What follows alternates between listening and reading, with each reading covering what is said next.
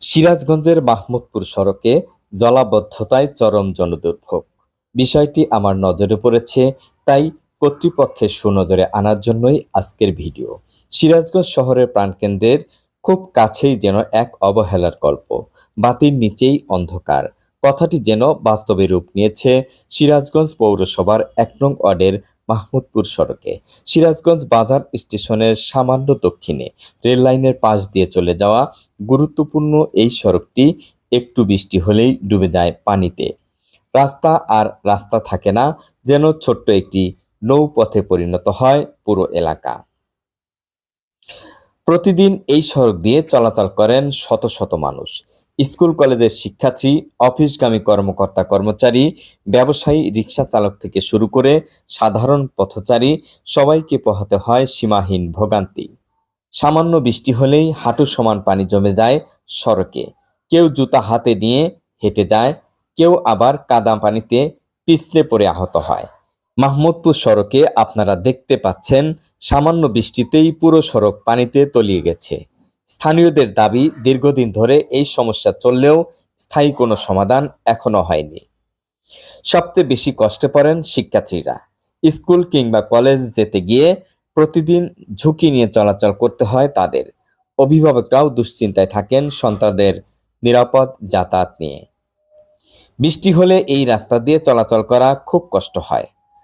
অনেক সময় পড়ে যায়, স্কুলে যেতে দেরি হয়। শুধু শিক্ষার্থীরাই নয়, অফিসগামী মানুষদেরও ভোগান্তির শেষ নেই। প্রতিদিন কর্মস্থলে যেতে গিয়ে নষ্ট হচ্ছে সময়, বাড়ছে দুর্ভোগ।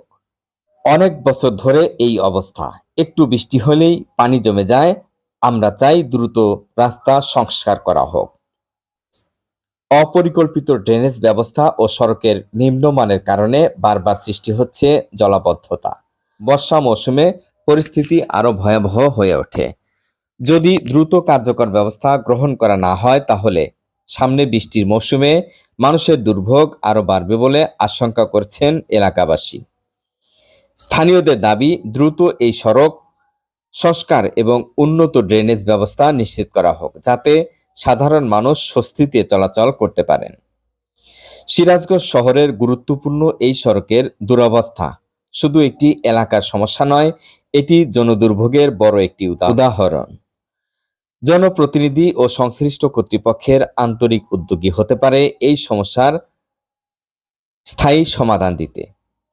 মাহমুদপুর সড়কের এই জলাবদ্ধতা থেকে এলাকাবাসী সহ সাধারণ মানুষের দুর্ভোগ নিরসনে অক্সিজেনের ফেরিওয়ালা চ্যানেলের পক্ষ থেকে আমি আবুল হোসেন আহ্বান জানাচ্ছি সিরাজগঞ্জ পৌরসভা ও সংশ্লিষ্ট কর্তৃপক্ষের আশু সুদৃষ্টি এবং দ্রুত কার্যকর পদক্ষেপের। মানুষের ভোগান্তি কমুক, নিরাপদ হোক চলাচলের পথ। দ্রুত সংস্কার চাই, মাহমুদপুর সড়কের জনদুর্ভোগ নিরসনে এগিয়ে আসুক কর্তৃপক্ষ। এই প্রত্যাশায় আমি আবুল হোসেন বিদায় নিচ্ছি। আল্লাহ হাফেজ।